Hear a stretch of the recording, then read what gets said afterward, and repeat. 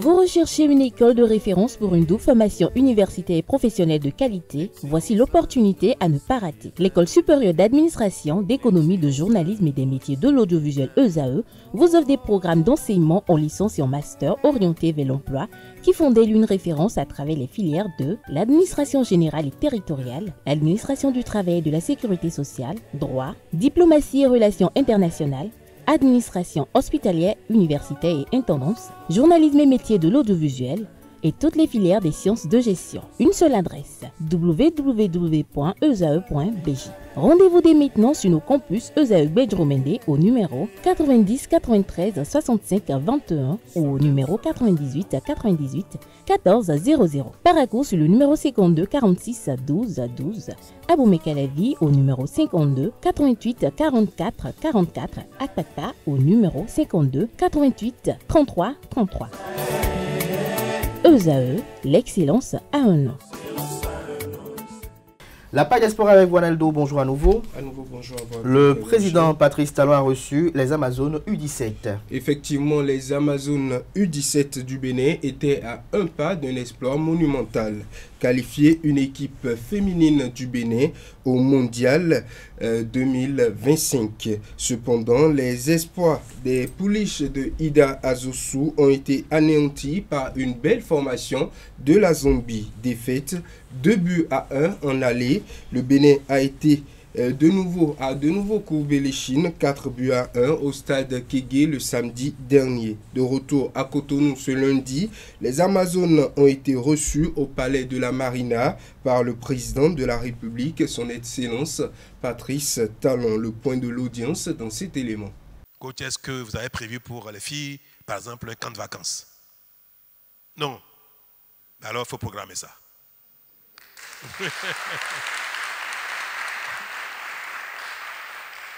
Au palais de la Marina, ce lundi 28 avril 2025, les Amazones U17 du Bénin ont été reçues en audience par le président de la République, Patrice Talon. Une reconnaissance officielle après un parcours remarquable dans les éliminatoires de la Coupe du Monde féminine U17. Bravo aux filles de Ida Azosu, bravo à tout l'encadrement technique, bravo à tous les officiels, à toutes les personnes qui ont contribué. Après avoir franchi avec brio le deuxième tour face à la République démocratique du Congo, les jeunes béninoises ont été battues par la Zambie.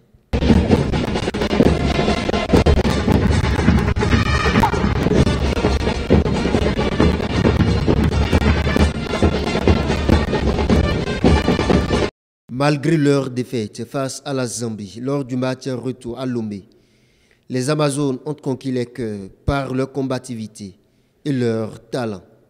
Elles ont fait ces filles, elles ont commencé cette aventure depuis Pram au Ghana. Le président Patrice Talon a salué leur performance et les a encouragés à persévérer. Une promesse d'avenir pour le football féminin béninois. Ça donne de la fierté, de l'émotion. Moi, j'ai les larmes aux yeux quand je vous vois jouer. Toutes les fois que je vous ai vu sur le terrain, j'avais les larmes aux yeux. Vous n'avez pas ramené, mais que vous avez obtenu dans nos cœurs. Vous savez, la vie en toute chose requiert du travail, du sérieux et de la continuité dans le travail et le sérieux. Et parfois, dans notre vie, les échecs sont utiles.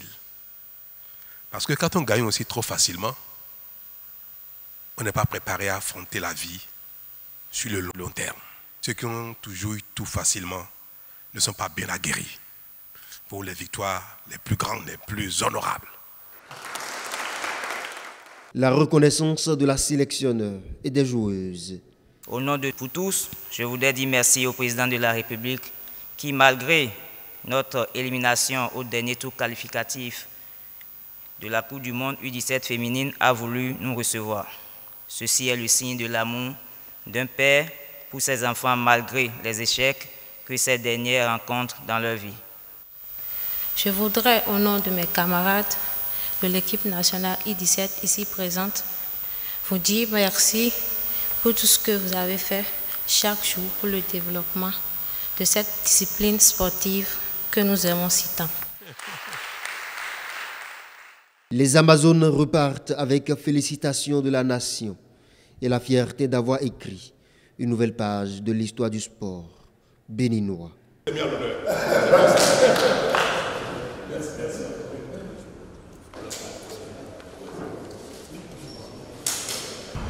Les Amazones U17 ont réalisé une belle prestation pour les éliminatoires du mondial U17. On reste toujours avec les Amazones pour suivre cet élément qui retrace leur parcours aux éliminatoires du mondial U17 2025.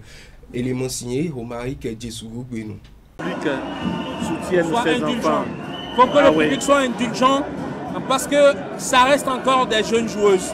Même si on a l'impression qu'il y a une... Les Amazones U17 du Bénin ont connu une saison 2024-2025 marquée par des performances impressionnantes, conclue par une audience au Palais de la Marina ce lundi 28 avril 2025. Initialement opposées au Congo pour le premier tour des éliminatoires de la Coupe du Monde U17 Maroc 2025. Elles ont été qualifiées d'office en janvier 2025, suite au retrait de leur adversaire.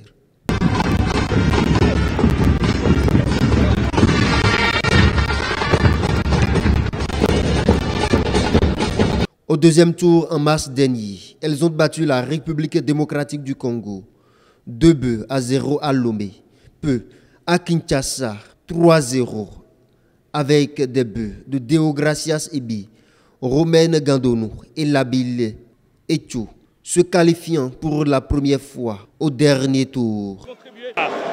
L'arbitre n'a pas sifflé. Et troisième but. Face à la Zambie au dernier tour, elles ont joué le match aller le 19 avril en Zambie et perdu au retour le 27 avril à Lomé. Malgré l'élimination, leurs performances ont valu aux Amazones une audience présidentielle ce lundi 28 avril 2025. Vous avez donné de la fierté, de l'émotion. Moi, j'ai les larmes aux yeux quand je vous vois jouer. Toutes les fois que je vous ai vu sur le terrain, j'ai eu les larmes aux yeux. Vous n'avez pas ramené, mais que vous avez obtenu dans nos cœurs. Vous savez, la vie en toute chose requiert du travail, du sérieux et de la continuité dans le travail et le sérieux. Et parfois, dans notre vie, les échecs sont utiles. Parce que quand on gagne aussi trop facilement, on n'est pas préparé à affronter la vie sur le long terme. Ceux qui ont toujours eu tout facilement ne sont pas bien aguerris pour les victoires les plus grandes, les plus honorables. Ce parcours souligne la progression du football féminin béninois et le potentiel de ces jeunes talents à l'international.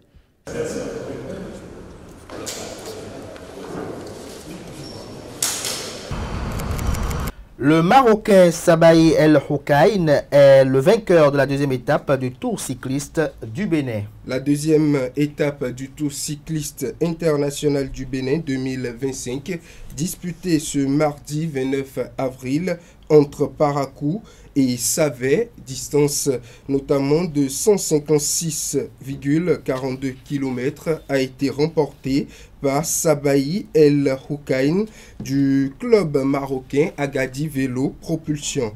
Dans une finale très disputée, il a devancé au sprint le Sud-Africain maillot jaune Renard Ransbourg et le Néerlandais Tom de l'Universal Cyclisme. Sabahi El Houkaïn s'est montré le plus rapide de la deuxième journée avec un temps de 3h39 minutes et 24 secondes, soit une vitesse moyenne impressionnante de 42,118 km par heure. Le Sud-Africain Renard garde néanmoins son maillot jaune à la fin de cette étape.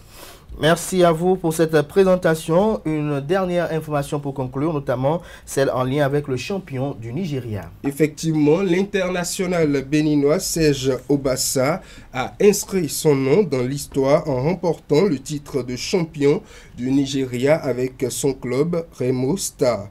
Grâce à une précieuse victoire 1-0 contre le club Niger T lors de la 35e journée de la première division nigériane Abidjan, le club a officiellement scellé son sacre national. Pièce maîtresse de cette réussite, le gardien Serge Obassa a été impressionnant tout au long de la saison avec 15 clean sheets. Ce titre le fait entrer dans un cercle prestigieux aux côtés de ses compatriotes